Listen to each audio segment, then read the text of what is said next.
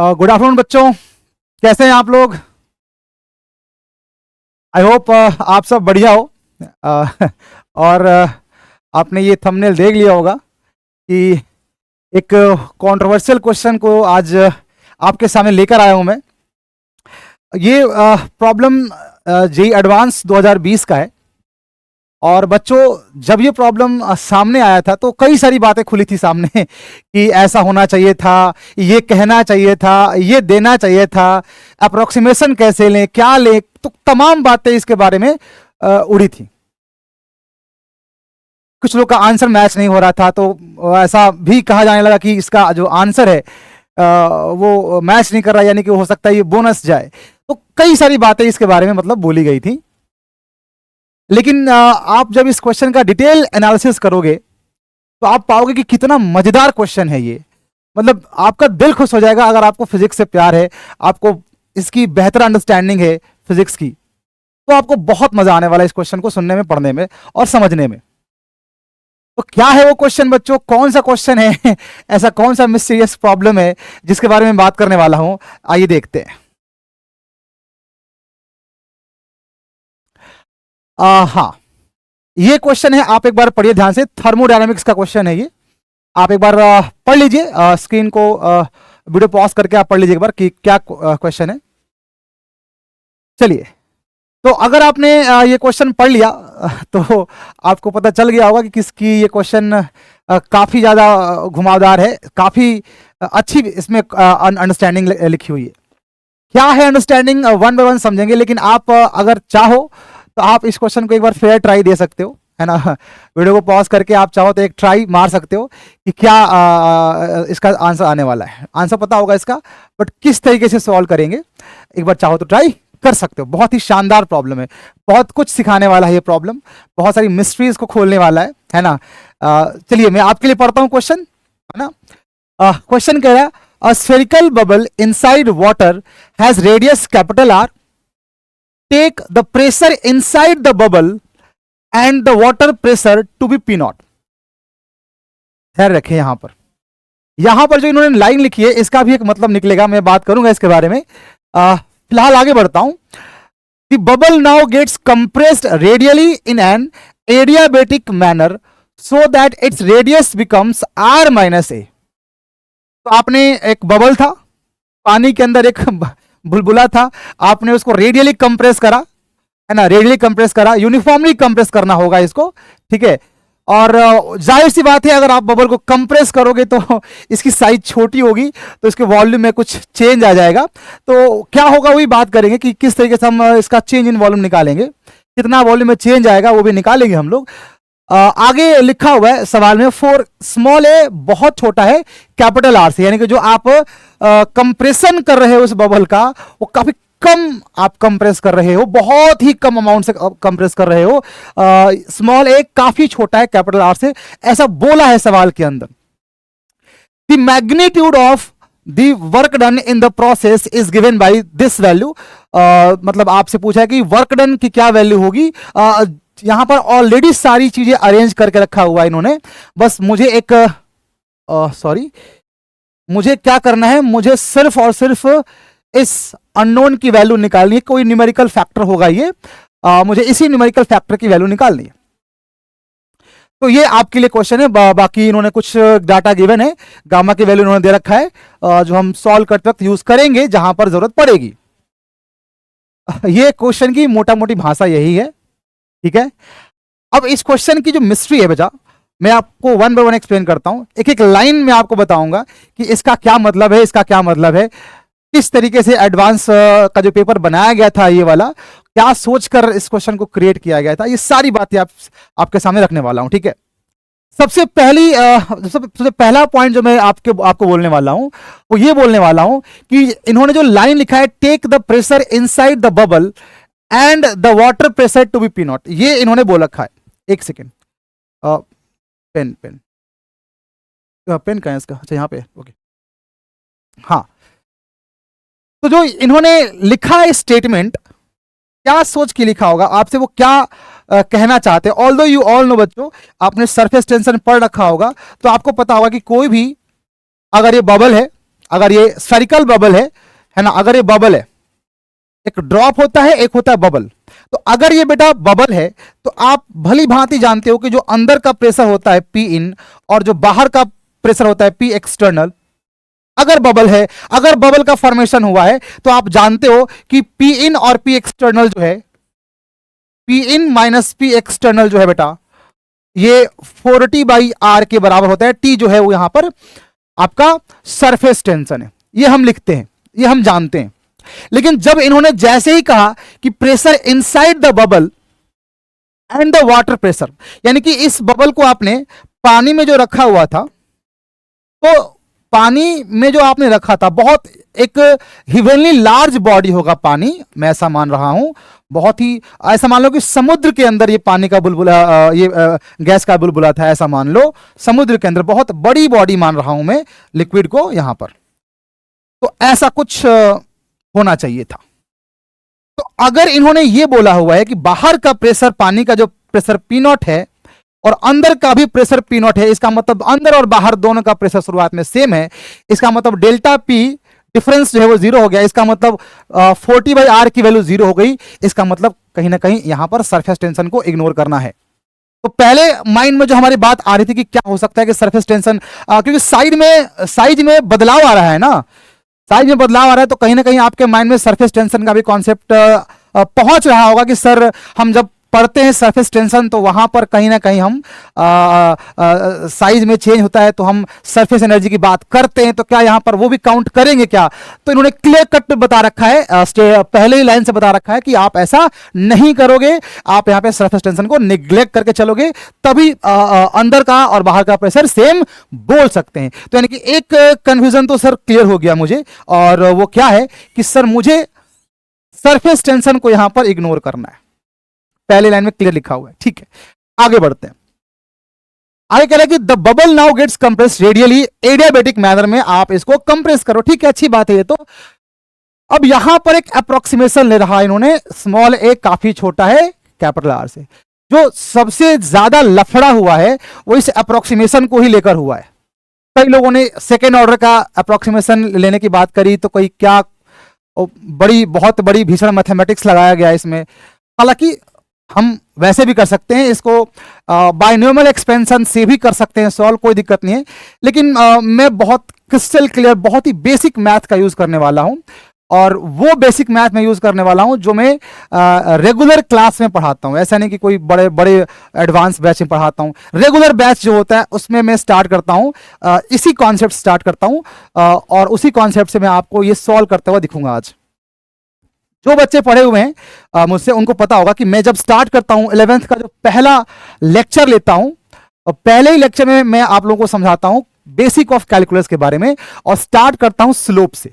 तो बेटा इस क्वेश्चन को समझेंगे हम आराम से, कोई दिक्कत नहीं है, लेकिन थोड़ा कुछ मसाले हैं जो हम पहले से तैयार करके रखेंगे ताकि सब जो खाना है वो अच्छा बने। आपको पता है जब भी आप कुछ अच्छा पकवान बनाना चाहते हो तो आपको सारे मसाले, सारे इंग्रेडिएंट्स को एक साथ एकत्रित करना पड़ेगा, एक साथ रख दो, और फिर जिसका जो इस्तेमाल पड़े वैसा यूज करो। ये नहीं कि हम खाना बनाने बैठ गए, ये सामान नहीं है तो वो दुकान से लेके जाओ, यहां से खरीद के लेके आओ, तो वो फिर वैसा, मतलब एक तो लेट भी हो जाएगा उसमें, और प्लस खाना उतना टेस्टी भी नहीं बनेगा। तो मैं चाहता हूं कि हम इस क्वेश्चन को सॉल्व करें, उससे पहले इस क्वेश्चन की कुछ रिक्वायर्ड मैथमेटिक्स है वो समझ लेते हैं। और ये रिक्वायर्ड मैथमेटिक्स कोई बहुत बड़ा भीषण मैथ नहीं है, बहुत ही सिंपल मैथमेटिक्स है, बेसिक मैथ का पार्ट है। देखना, बने रहना और बताना कि क्या तुमने ये क्लास में पढ़ा है कि नहीं पढ़ा। बिल्कुल पढ़ा होगा, आई एम श्योर शॉर्ट कि आप पढ़े हो इस चीज को जो बताने वाला हूं मैं। लेकिन क्या है कि हम जो पढ़े हैं और जो यूज करना है, अप्लाई करना है, ये दिक्कत आ जाती है कि हम पढ़ तो लिए उसको अप्लाई नहीं कर पाते हैं, तो ये प्रॉब्लम क्रिएट होता है यहां पे। ठीक है, तो आइए देखते हैं कि मैं किसके बारे में बात करना चाहता हूं। तो सबसे पहला पॉइंट जो मैं बच्चों आपको समझाना चाहता हूं, जो मैं यूज करूंगा इन फ्यूचर इस क्वेश्चन को सॉल्व करने के लिए, वो रहने वाला है बेसिक कॉन्सेप्ट है स्लोप का, जो आप जानते होंगे, है ना। अमूमन मैं ये डे 1 पढ़ाता हूं कि स्लोप कैसे निकालते हैं। तो बच्चों आपको पता होगा कि अगर मान लो मेरे पास कोई y-x ग्राफ दे रखा है ना, तो मैं इसमें स्लोप निकालना चाहूं, स्लोप का फॉर्मूला आप सबको पता होगा, मैं लिख देता हूं क्योंकि मैं चाहता हूं कि चीजों को एक एक करके जोड़ना है मुझे, दैट्स वाई मैं एक बार लिख देता हूं। है ना। देखो भाई, तो ये x1 है बच्चों और ये x2 है, ये y1 है, मान लो कॉरस्पॉन्डिंग ये y2 एक्सेस। तो बच्चों यहां पर जब आप स्लोप निकालने की बात करते हो तो आप क्या लिखते हो, स्लोप m आप लिखते हो ना y2 minus y1 upon x2 minus x1, जिसको आप delta y by delta x भी कह सकते हो। ये हम पढ़ते ही नहीं पढ़ते, बताओ। स्टार्ट तो यहीं से करता हूं मैं कहता हूं किसी भी स्ट्रेट लाइन का स्लोप निकालना हो, मुझे आप 2 पॉइंट दे दो। किसी भी स्ट्रेट लाइन का स्लोप निकालना चाहते हो सर, तो आप ऐसा करो, उस स्ट्रेट लाइन के ऊपर कोई भी 2 पॉइंट मार्क करो सर, और उस 2 पॉइंट का मुझे क्या दे दो, कोऑर्डिनेट्स दे दो, x1 y1 x2 y2। जैसे ही मुझे आपने सर किसी भी स्ट्रेट लाइन का 2 पॉइंट का कोऑर्डिनेट दिया, मैं खटाक से बता सकता हूं कि उसका स्लोप क्या होगा, और वो स्लोप कुछ इस तरीके से निकाला जाएगा। तो स्ट्रेट लाइन पर स्लोप निकालने में कोई दिक्कत नहीं आती, और हम ये भी जानते हैं बेसिक कॉन्सेप्ट से कि एक स्ट्रेट लाइन के हर पॉइंट पर स्लोप क्या होता है बेटा, सेम होता है। हर पॉइंट पे स्लोप सेम होता है। लेकिन प्रॉब्लम कहां पे खड़ी होती है, हम जब आते हैं किसी कर्व लाइन में। हम जब कर्व लाइन की बात करते हैं, वहां पर प्रॉब्लम आना शुरू होती है। जैसे मान लो बेटा ये कोई कर्व लाइन है, ये कौन सा कलर हो गया जो दिख ही नहीं रहा है बोर्ड के ऊपर, चलो ये एक कर्व लाइन है, कोई कर्विलिनियर लाइन आ गया मान लो मेरे पास। अब आप खुद देखो, इस कर्विलिनियर लाइन के हर पॉइंट पर क्या स्लोप सेम होता है क्या, नहीं, बिल्कुल नहीं। तो यहां पर आप स्लोप कैसे निकालते हो, कुछ याद आ रहा है क्या? जब बेसिक मैथमेटिक्स पढ़ाते हैं वहां पर क्रिस्टल क्लियर बताते हैं हम लोग कि कर्विलिनियर लाइन के स्लोप निकालने का जो मेथड यूज करते हैं, जो उसके पीछे जो कॉन्सेप्ट यूज करते हैं, वो किस तरीके से यूज करते हैं। तो हमने बताया आपको कि ऐसा करते हैं कि आप 2 पॉइंट मार्क कर लो, पहले तो 2 पॉइंट मार्क कर लो, कोई दिक्कत नहीं है, मार्क कर लिया सर, 2 पॉइंट लीजिए। 2 पॉइंट मार्क कर लिया sir, point number 1, point number 2, let से x1, लेट से x2, ये लेट से y1 एंड y2। अब अगर आपसे कोई बोले कि पॉइंट नंबर 1 पे स्लोप चाहिए, ये पॉइंट नंबर 2 है, आपसे कोई कहे कि पॉइंट नंबर 1 पे मुझे स्लोप चाहिए, क्या करते हो? क्या यहां पर तुम अगर स्लोप निकालना चाहते हो पॉइंट 1 पे एट x बराबर x1, क्या बेटा यहां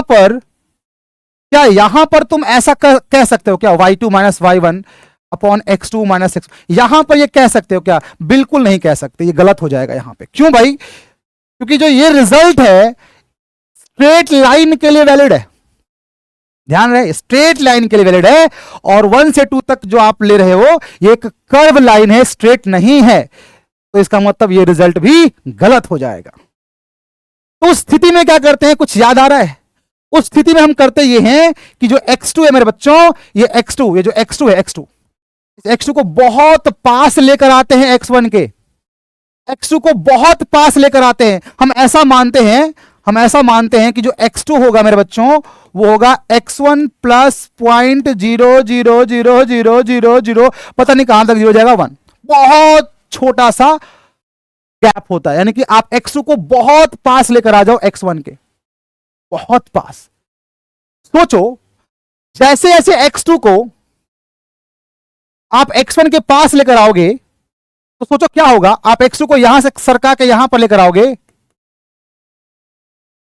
तो ये वाला पॉइंट मुझे मिलेगा कर्व के ऊपर, और अब जब मैं ये फॉर्मूला अप्लाई करूंगा तो मुझे इस 1 और इस 2' पॉइंट का जो लाइन ज्वाइनिंग है ये कितना स्लोप बना रहा होगा, ये मुझे मिल जाएगा। ध्यान सुनना, अगर x2 को मैं यहां पर लेकर आ जाऊं और ये पॉइंट को 2' बोलूं, और अब मैं ये फॉर्मूला यूज करूं, तो मुझे क्या मिलेगा, 1 और 2 को जो स्ट्रेट लाइन ज्वाइन करेगा ना, वो कितना स्लोप बना रहा है वो निकल जाएगा। अभी भी हमारा आंसर सही नहीं आया, अभी भी एक्यूरेट आंसर नहीं आया।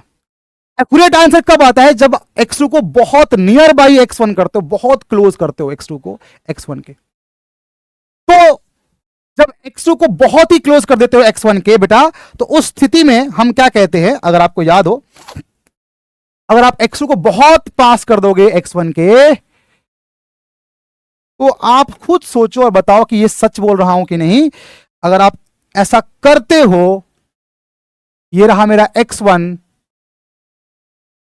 और अगर x2 बहुत पास कर दिया, ये आपको दिखाने के लिए थोड़ा बड़ा दिखा रहा हूं, बट आप ये मानो कि बहुत पास है ये, तो अगर बहुत पास है,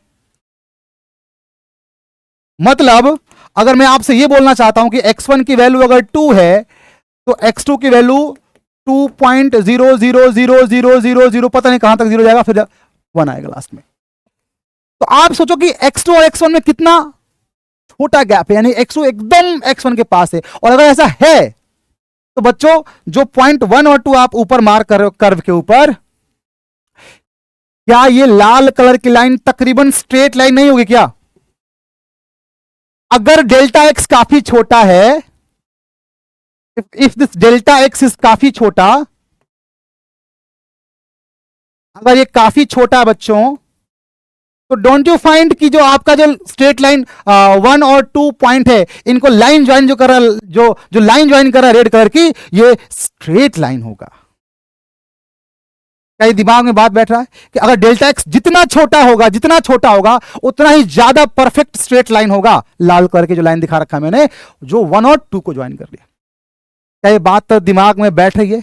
इट इज वैलिड फॉर जब डेल्टा एक्स काफी छोटा हो। तो पहला पॉइंट तो आपके माइंड में ये रहना चाहिए इस क्वेश्चन को सॉल्व करने के लिए कि अगर डेल्टा एक्स काफी छोटा है तो आप इन दोनों पॉइंट का जो लाइन ज्वाइनिंग है इसको तकरीबन स्ट्रेट लाइन मान सकते हो, तकरीबन स्ट्रेट लाइन मान सकते हो। और फिर इसका जो स्लोप आता है वो कितना आता है आप सब जानते हो। स्लोप जो आप निकालते हो वो आता है dy बाई डी एक्स। तो कोई तुमसे पूछे बताओ ये डेल्टा y कितना हो, यानी कि y में कितना चेंज आएगा, तो जितना डेल्टा x, तो आप सोचो कि अगर आपसे कोई पूछता है कि बताओ डेल्टा y कितना होगा, तो डेल्टा x पता है आपको, तो आप सीधा लिखोगे कि जो डेल्टा y होगा, चेंज इन y, ये dy by D X, rate of change in y respect to x into delta x। तो अगर ऐसा कर देते हो तो तुम्हें क्या मिल जाएगा? डेल्टा y मिल जाएगा। अगर आपसे कोई पूछे बताओ डेल्टा y कितना है, क्योंकि आप सोचो ना 1 से लेकर 2 तक तकरीबन स्ट्रेट लाइन हो गया, तो स्ट्रेट लाइन का स्लोप तो कांस्टेंट मानते हो, तो यानी कि मैं 1 से लेकर 2 तक मैं ऐसा मान सकता हूं कि स्लोप कांस्टेंट है, और वो स्लोप कितना है? dy बाई डी एक्स है। और तकरीबन ये कांस्टेंट मानेंगे, क्यों? बिकॉज ये रेंज बहुत छोटा है, बहुत छोटा है। तो इस रेंज के लिए मैं मान सकता हूं 1 से 2 तक स्ट्रेट लाइन है, और स्ट्रेट लाइन है तो अभी जस्ट पढ़ा कि स्ट्रेट लाइन पर हर जगह स्लोप क्या होती है? सेम होती है, यूनिफॉर्म होती है। यानी कि मैं इस लाइन के लिए 1 से 2 तक के लिए मान सकता हूं कि स्लोप मेरा कांस्टेंट है, D by D x constant है। एंड फॉर दैट अगर मुझे डेल्टा वाई निकालना होगा तो क्या करूंगा मैं? इस स्लोप में कुछ और नहीं, डेल्टा एक्स को गुणा कर दूंगा। इस तरीके से आप निकाल सकते हो डेल्टा वाई। ये पहला पॉइंट। तो अब आगे बढ़ते हैं सेकेंड पॉइंट की तरफ, कि इसमें एक वर्ड मेंशन है एडियाबेटिक मैनर।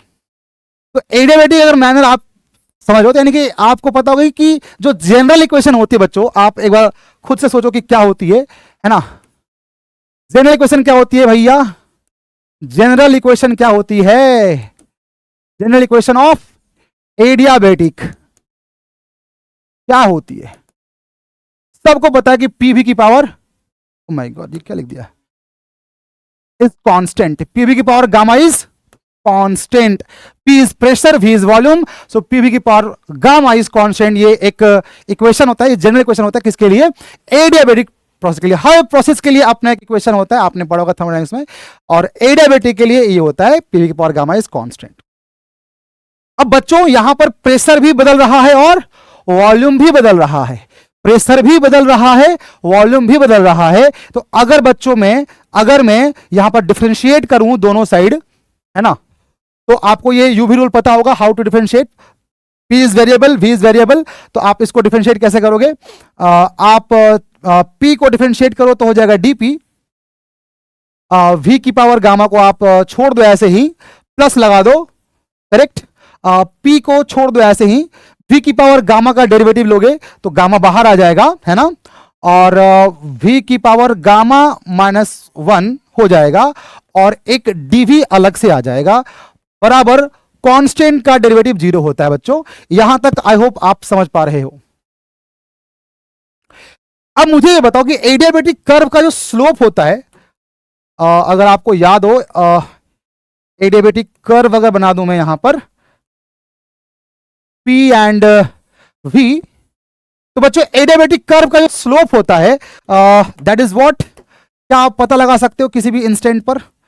बिल्कुल लगा सकते हैं। नेगेटिव स्लोप आ रहा है। स्लोप क्या होता है? स्लोप जो होता है ये dp बाई dv होगा मेरे बच्चों, और ये नेगेटिव होगा। चलो मैं इसका मॉड ले लेता हूं, क्या दिक्कत है? ठीक है, स्लोप।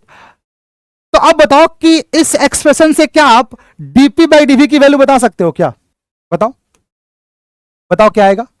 तो dp यहां है, dv यहां है, तो मुझे लगता है कि ये आ जाएगा dp by dv is equals to minus gamma p by v।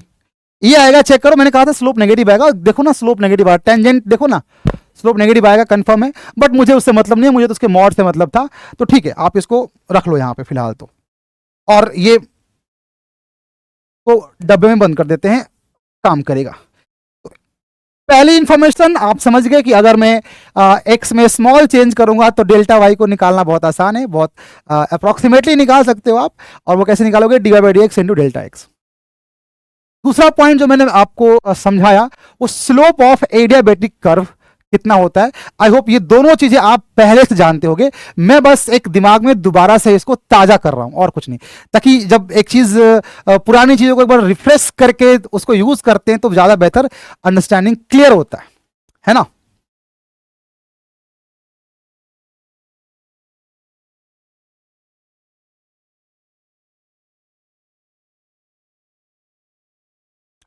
अब बच्चों आते हैं इस क्वेश्चन के उस पार्ट पर जहां पर बहुत कंफ्यूजन क्रिएट हुआ था। क्या है वो पार्ट?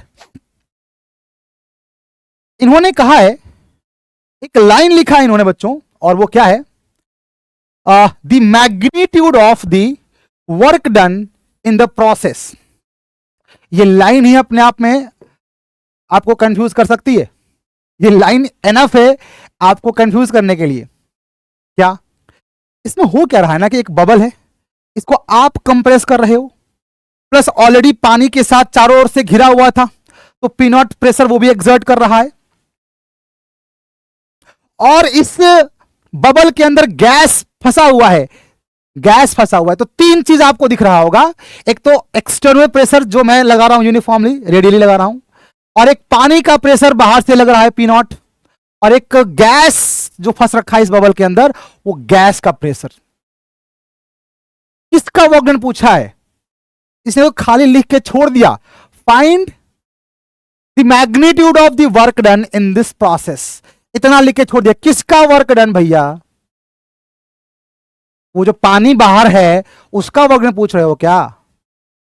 या फिर जो मैंने रेडियली प्रेशर लगा के इसको कंप्रेस किया एडियाबेटिकली, तो मैंने जो वर्क किया ये पूछ रहे हो क्या तुम? या फिर तुम ये जानना चाह रहे हो मुझसे कि जो बबल के अंदर गैस ट्रैप्ड है उसने कितना वर्क डन किया? आप ये पूछना क्या चाहते हो? तो ये एक कंफ्यूजन का पार्ट है। लेकिन अगर आप ध्यान से समझो तो जब भी ऐसा बोलता है find the magnitude of work done, तो इसमें हमें यही समझना चाहिए कि एक्सटर्नल एजेंट का वर्क डन पूछा है। Find the magnitude of work done, it means it is asking about external agent. अगर इसको गैस का कार्य पूछना होता तो ये ठोक बजा के पूछता कि भैया गैस का कितना कार्य किया, गैस ने कितना कार्य किया है। लेकिन अगर इसने ये मेंशन नहीं किया है पर्सनली कि find the magnitude of work done in this process by gas, ये नहीं लिखा है, तो बाय डिफॉल्ट केस में क्या लेकर चलेंगे कि एक्सटर्नल एजेंट का कार्य। और अगर आप वर्क एनर्जी पढ़े हो चैप्टर, तो वहां पर भी तो कई बार ऐसा लिख के छोड़ देता है कि फाइंड द वर्क डन, तो अपन यही मानते हैं कि एक्सटर्नल मैकेनिज्म से जो वर्क हो रहा है उसकी बात चल रही है। तो ये कन्फ्यूजन भी आपका दूर हो गया कि इसमें किसका वर्क डन चाहिए, क्योंकि तीन चीजें दिख रही थी, एक्सटर्नल एजेंट जो प्रेशर अप्लाई कर रहा था, प्लस पानी का प्रेशर चारों तरफ से जो पी नॉट आ रहा था, और trap gas inside the bubble. तीन लोग, तीनों में से बाय डिफॉल्ट मैंने क्वेश्चन क्या जानना चाह रहा है आपसे? एक्सटर्नल एजेंट, यानी कि मैंने जो कंप्रेस किया है, so how much I have done work. अब मैंने जो कार्य किया है उसको निकालने के और भी कई सारे ट्रेडिशनल मेथड हो सकते हैं, बट जो मैं ऑप्ट कर रहा हूं ये मुझे लगता है कि थोड़ा इजिएस्ट वे है इस प्रॉब्लम को डील करने का। और भी कई सारे तरीके हैं, ऑब्वियसली हैं, लेकिन मैं जो यहां पर डील करने वाला हूं बच्चों, वो एक इजियर तरीका होगा। जरा देखिए, मैं एक सिंपल सी बात कहता हूं, मैं एक बार फिर से ग्राफ को बनाना चाहूंगा और उससे पहले, ग्राफ से पहले मैं एक बार ये पूछूं आपसे कि जब मैंने कंप्रेस किया एडियाबेटिकली तो रेडियस कितना हो गया, r माइनस ए। तो अगर स्फीयर पहले r रेडियस का था बच्चों और आपने बाहर से प्रेशर लगा के क्या कर दिया, इसके रेडियस को r माइनस ए कर दिया, तो वॉल्यूम में कितना का चेंज आया होगा, बता सकते हो क्या? वॉल्यूम में कितना का चेंज आया होगा? What I want to know is, मैं ये वाला हिस्सा आपसे जानना चाहता हूं कि ये वाला हिस्सा कितना होगा, ये डेल्टा वी कितना होगा, डेल्टा वी कितना होगा, ये बता दो।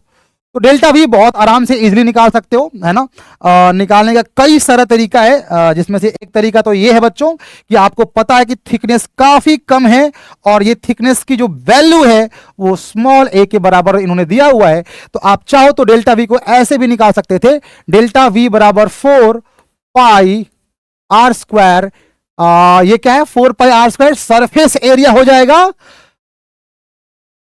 इनटू थिकनेस कर दोगे व्हिच इज स्मॉल ए, तो ये बन जाएगा चेंज इन वॉल्यूम। यानी कि मैंने जब बाहर से प्रेशर अप्लाई करके रेडियस को r से r माइनस ए कर दिया तो वॉल्यूम में कितना का चेंज आया होगा, 4 pi r square into a common. ये बहुत ही बेसिक सी बात है बच्चों, ये हम कई बार पढ़ते हैं जब सेंटर ऑफ मास पढ़ रहे होते हैं या फिर हम रोटेशन पढ़ रहे होते हैं या फिर इलेक्ट्रोस्टेट पढ़ रहे होते हैं, तो वहां पर कई बार हम चेंज इन वॉल्यूम निकालते हैं चार्ज वार्ज के लिए, है ना। रो दे रखा होता है, rho as a function of r दे रखा होता है, तो फिर वहां पर नेट चार्ज स्फीयर में निकालने के लिए भी हम वहां पर स्मॉल वॉल्यूम निकालते हैं और उसमें स्मॉल चार्ज फिर इंटीग्रेट करते हैं। तो वो कैसे करते हैं बताओ, सरफेस एरिया लेते हो इनटू कितना थिकनेस है विच इज डी आर, और वो स्मॉल ए के बराबर यहां पे दिया हुआ है, तो मैंने इतना।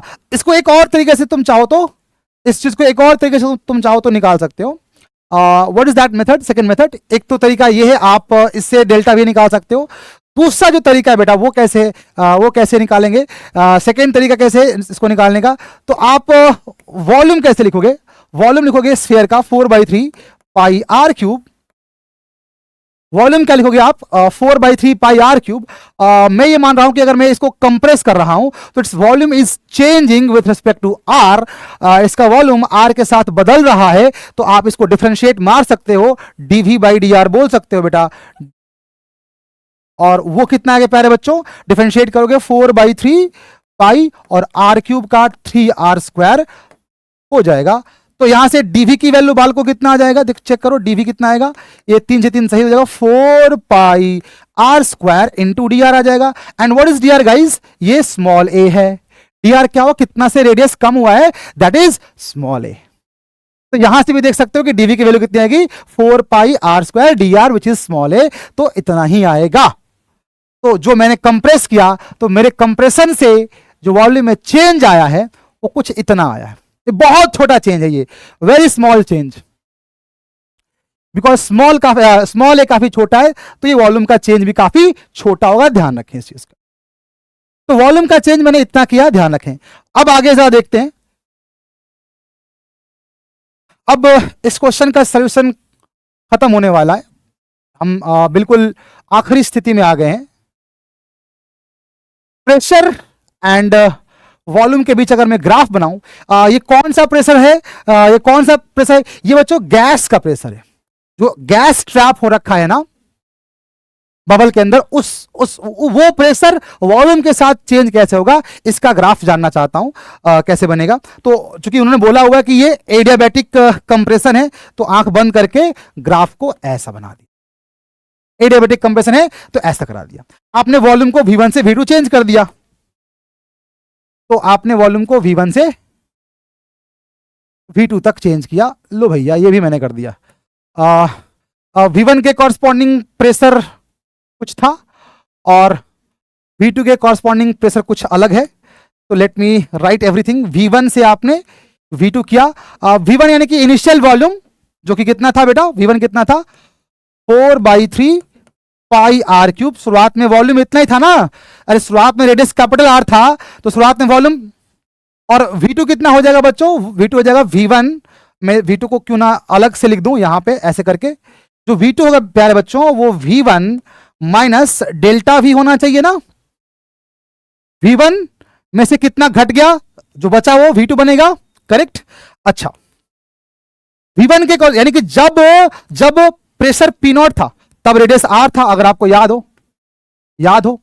और P0 जो है वो बाहर पानी का, याद है ना, स्टार्टिंग में जो पानी है वो P0 प्रेशर एक्सर्ट कर रहा है और उतना ही प्रेशर जो गैस ट्रैप्ड है वो लगा रहा था शुरुआती में।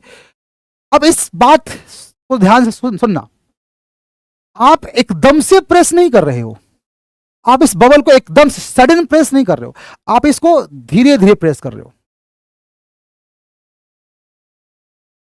ऐसा मानो कि आप क्वासी स्टैटिक प्रोसेस से फॉलो कर रहे हो। कैसा? Quasi static process. अगर आप धीरे धीरे प्रेस कर रहे हो, जितना प्रेशर ऑफ गैस इनसाइड होगा क्योंकि हर स्टेप इज इक्विलिब्रियम।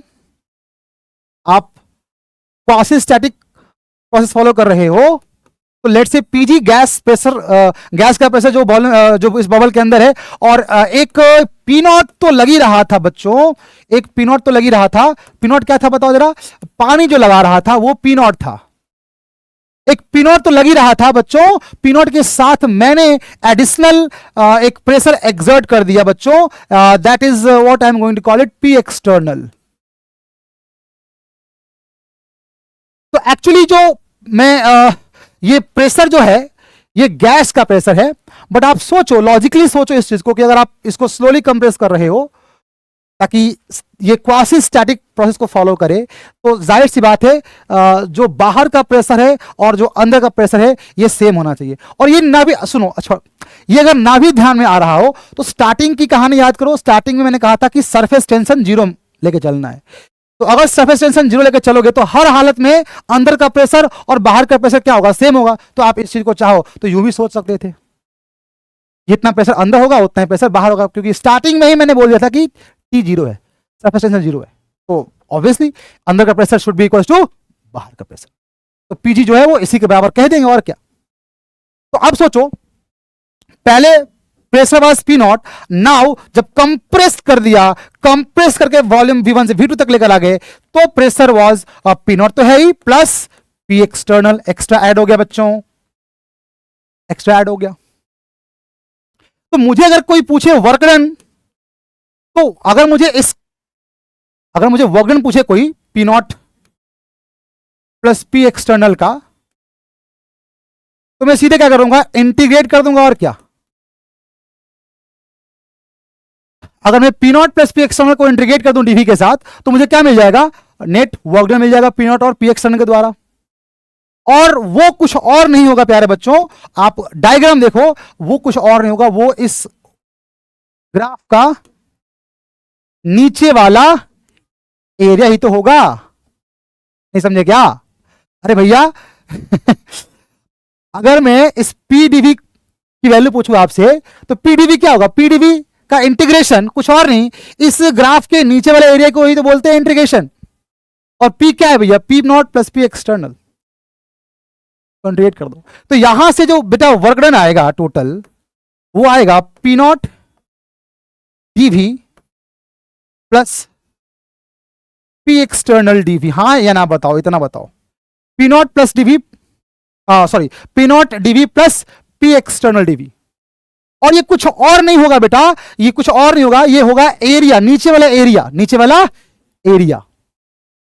तो आप क्या ये एरिया निकाल सकते हो ट्रेपेजियम का, ये ट्रेपेजियम ही तो है। और क्या ये डेल्टा V बहुत छोटा है, फर्स्ट पॉइंट रिकॉल करो, क्या ये डेल्टा V बहुत छोटा है? V1 से V2, ये डेल्टा V काफी छोटा है सर। और याद करो मैंने कहा था कि काफी छोटा होगा तो आप इस 2 पॉइंट का जो लाइन ज्वाइनिंग है इसको तकरीबन क्या मान सकते हो प्यारे बच्चों, स्ट्रेट लाइन। पहला पॉइंट जो आपको एक्सप्लेन किया था याद करो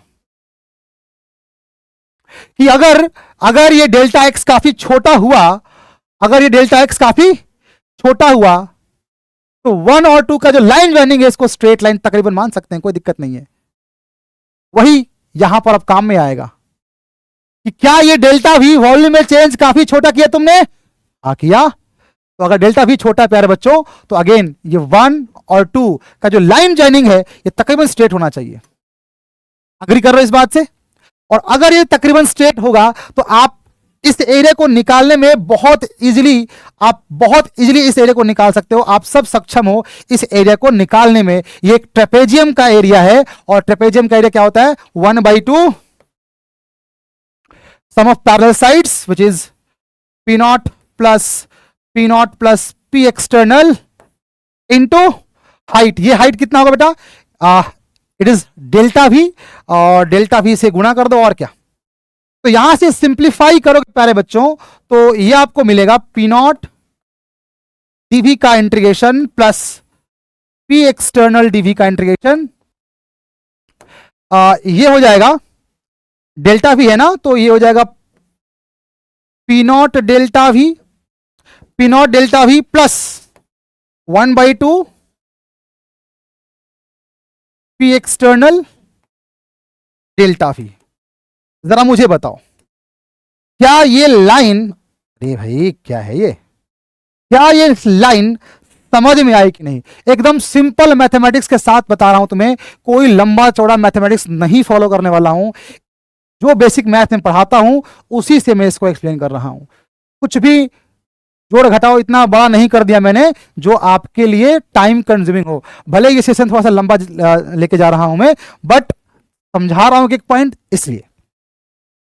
अब आप इस एक्सप्रेशन को ध्यान से देखिए क्या कहना चाह रहा है। ये एक्सप्रेशन चीख के कहना चाह रहा है कि कुछ और नहीं, P0 dV जो है वो दरअसल P डेल्टा V है। अरे सोचो ना यार, P0 कांस्टेंट है ना, तो P0 dV कुछ और नहीं है, P डेल्टा V। यानी कि एक्चुअली जो ये वाला टर्म है ना वो ये है।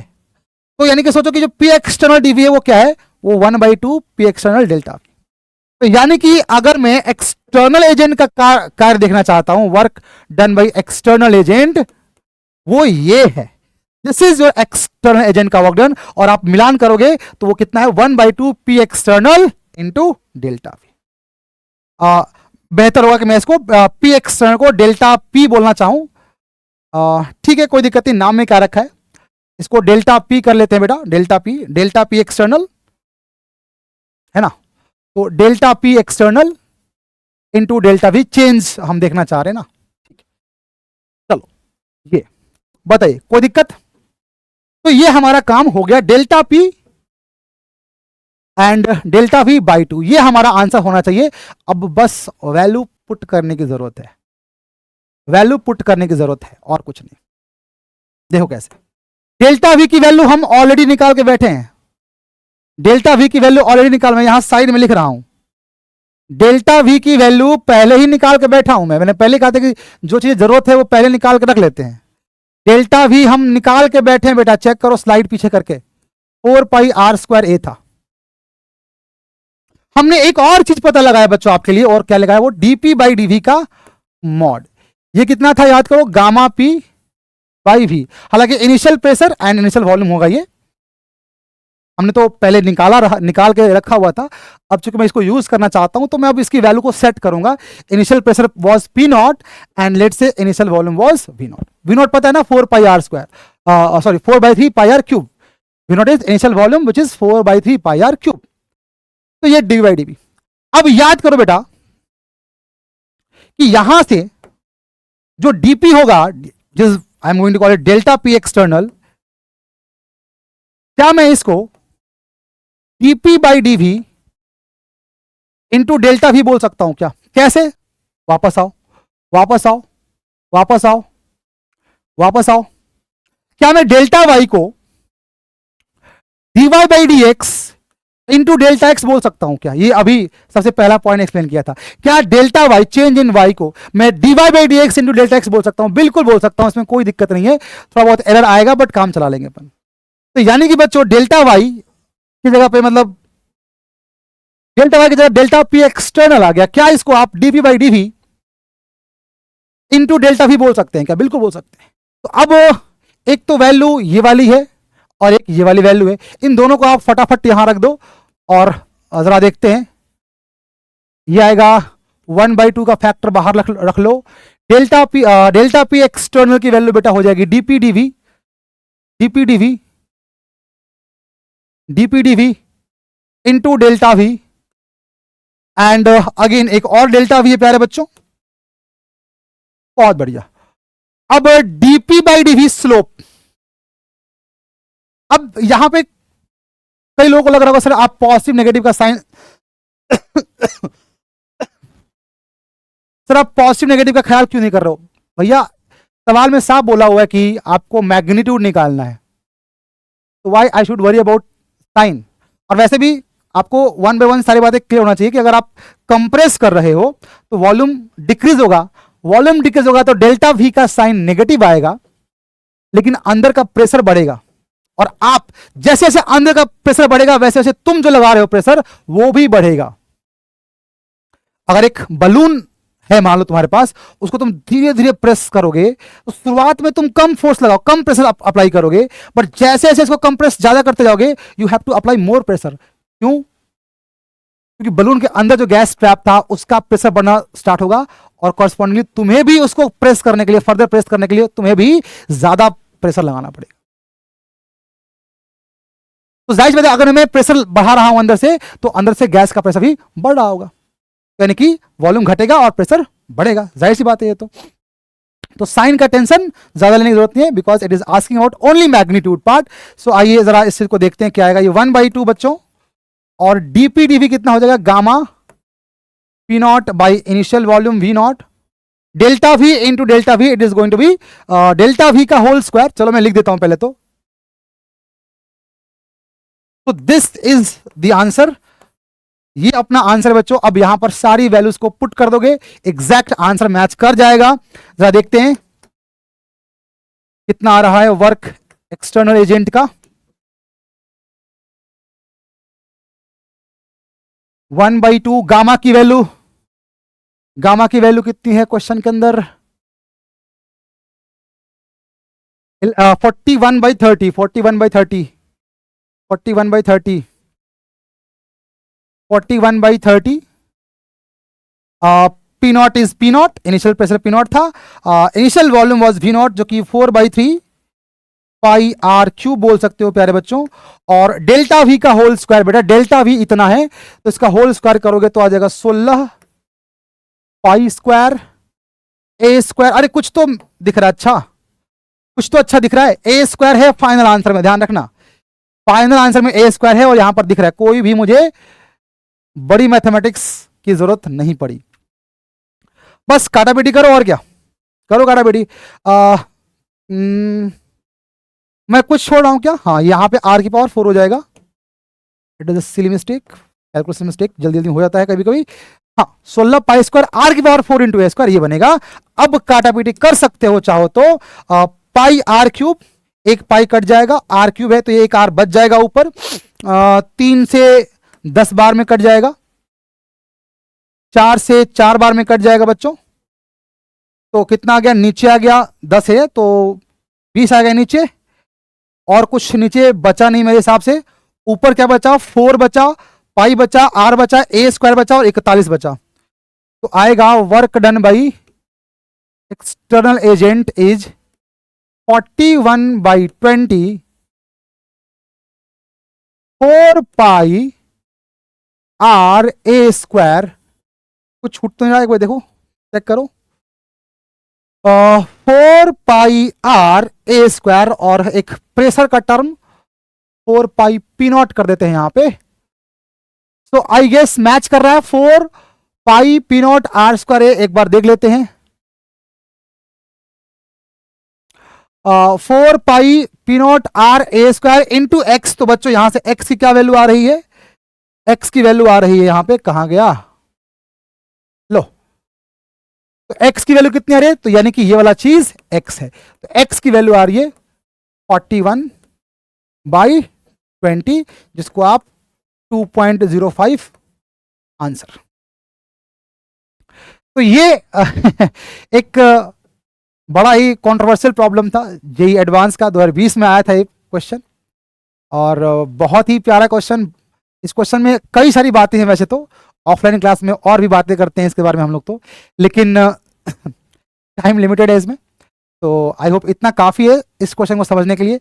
बाकी और भी कुछ इस क्वेश्चन से संबंधित आपको बात करनी है मुझसे, या कुछ और डाउट है आपके जो हो सकता है मैंने इसमें मिस कर दिया हो, आप वो ना बताया हो, तो वही आप कमेंट करके बता सकते हो, कोई दिक्कत नहीं। ठीक है बच्चों, मिलते हैं फिर अगले क्वेश्चन में, तब तक के लिए thank you so much, bye bye, take care, all the best.